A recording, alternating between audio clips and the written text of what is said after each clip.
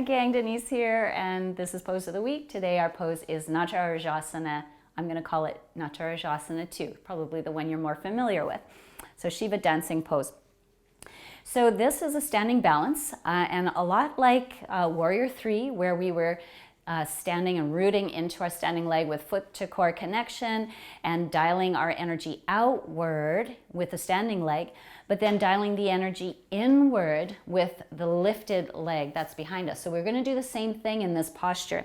So it's really kind of fun, I think, to do a couple rounds of this pose. I like to loop the strap around my ankle and then just walk the hands up the strap. And here, this is going to help me develop that internal rotation with my lifted leg that I want to practice in this pose. So you can see this is actually quite stabilizing, nothing fancy. Most people can get into this shape, and it's a good place to start and start laying down some principles.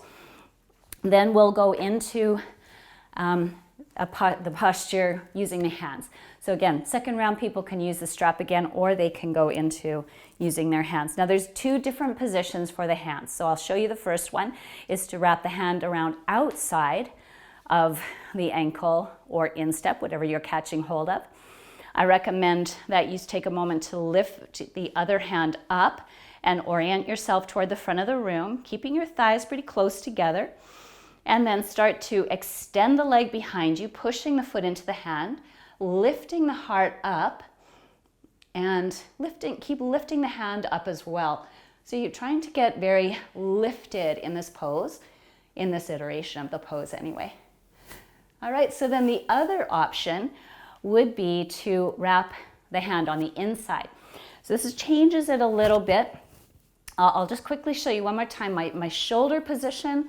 If it's wrapped outside, it's not going to allow me to open to the side.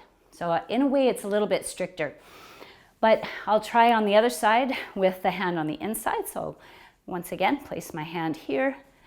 And you can see now my hand's on the inner aspect of my lower leg. Same thing as far as the setup. Thighs fairly close together. Lifted hand is nice and strong. And then I start to kick my leg back. So it's going to seem like I can go further into this pose, but honestly, I've just found a softer corner to go into, really.